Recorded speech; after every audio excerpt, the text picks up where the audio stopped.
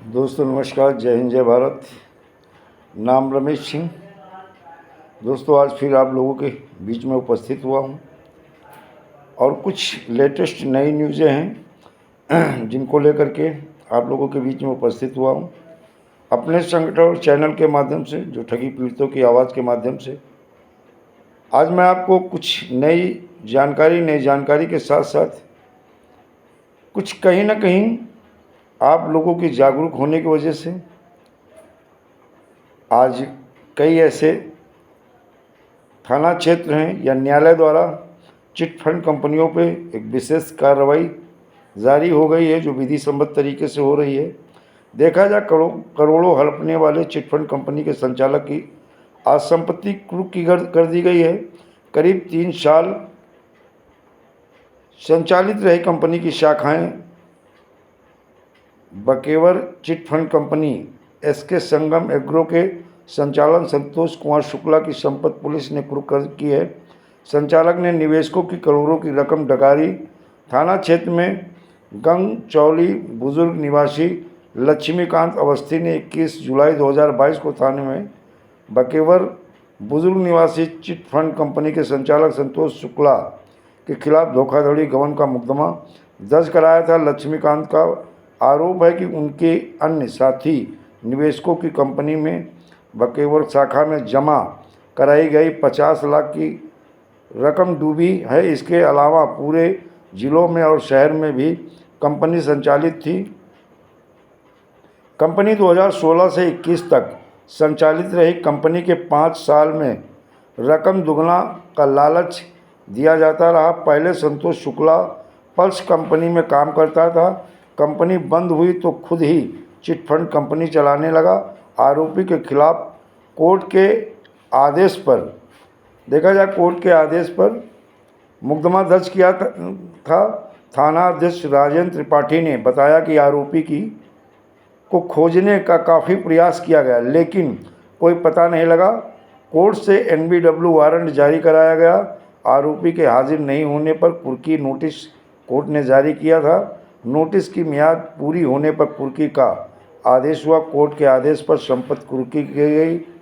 घर के दरवाजे, खिड़की समेत अन्य सामान कुर्क किया गया और घर में परिवार का कोई सदस्य नहीं। कुर्क का सामान की कीमत लगभग बताया जाता है लाखों में है।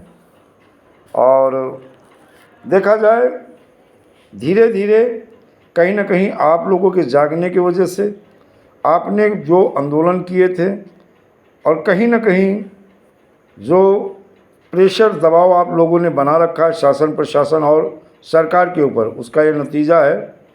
और जो जागरूक हुए हैं और कहीं से कुछ और न्यूज़ें हैं, खबर है, जैसे देखा जाए कहीं कहीं पे हमारे जो थाना अध्यक्ष हैं या पुलिस अधिकारी हैं, वो लीगल विधि सम्मत तरीके से कार्रवाई तो शुरू कर दिए हैं, लेकिन कहीं कहीं पे कुछ ऐसे पुलिस अधिकारी हैं, चौकी इंचार्ज है, जैसे अकबरपुर के एक चौकी इंचार्ज है, जिन्होंने अनावश्यक अभिकर्ता को परेशान करने की कोशिश ही नहीं किया, बल्कि बताते हैं उसे मारा पीटा भी है और उनकी गाड़ी रखा ली है और कहा जब तक पैसा नहीं दोगे तब तक ये गाड़ी आपको नहीं मिलेगी। कई जगह पे देखा जाए, आज भी एक जगह पे अभिकर्ता के ऊपर फर्जी मुकदमा पंजीकृत किया गया है और कहीं कहीं न्यायालय द्वारा भी 156(3) के तहत अभिकर्ताओं के ऊपर मुकदमा पंजीकृत किया जा रहा है, जो कि सही नहीं है। और भुगतान के लिए जब भारत सरकार ने, राज्य सरकारों ने जिम्मेदारी ले ली है भुगतान गारंटी कानून के तहत या पीआईडी एक्ट के तहत, और जब पोर्टल आ गया, ऑफलाइन आवेदन हुए, पोर्टल आ गया, तो मुझे लगता है कि जो पुलिस की ड्यूटी है, जो जिम्मेदारी है, वो जो राज्य सरकार हो या केंद्र सरकार ने जो कानून बनाया है उसमें सहयोग करने की भूमिका होती है, न कि अनावश्यक जो बहुत सारे मामलों में अभिकर्ता एजेंट स्वयं पीड़ित है उसके खिलाफ फर्जी मुकदमा या अपराध का मुकदमा पंजीकृत करने का। और इस चीज़ को आला अधिकारी भी मान चुके हैं।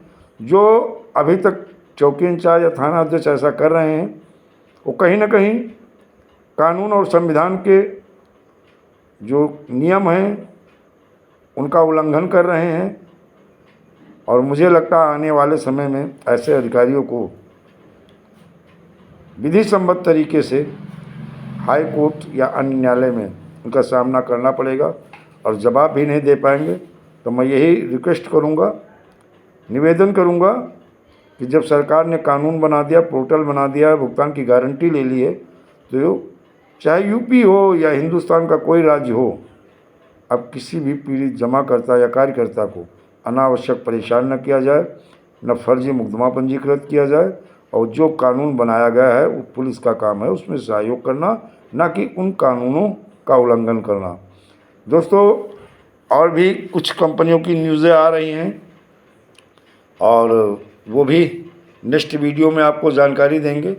लेकिन एक ही चीज़ कहेंगे, हमारा जो मिशन है, जो उद्देश्य है, लक्ष्य है, हिंदुस्तान के 42 करोड़ पीड़ित जमाकर्ताओं का भुगतान के साथ साथ अभिकर्ताओं की सुरक्षा। और आज आपका संगठन रजिस्टर्ड हो गया ठगी पीड़ितों की आवाज़ के नाम से, और अपने मिशन और उद्देश्य को पीड़ित जमाकर्ताओं के भुगतान के लिए एकजुट होकर के अपने कार्य का माता रानी की महापावन पवित्र जो नवरात्रि चल रही है, इस पावन पवित्र नवरात्रि में हम लोग अपने मिशन को आगे बढ़ाएंगे और गांव-गांव तक पहुंच जाएंगे, लोगों को जगाएंगे और भुगतान के लिए सरकार पे भी प्रेशर बनाएंगे और विधि सम्मत तरीके से भी कार्रवाई करेंगे। और हमारा वही एक नारा होगा कि पहले भुगतान फिर मतदान, अगर भुगतान नहीं तो मतदान नहीं, भुगतान करो या सत्ता छोड़ो। इन नारों के साथ में आने वाले समय में हर राजनीतिक पार्टी के नेताओं की नींद हराम कर देंगे और हर पीड़ित जमाकर्ता का भुगतान केंद्रीय कानून या राष्ट्र के कानून के तहत अतिशीघ्र कराएंगे। दोस्तों, जय हिंद, जय भारत, वंदे मातरम।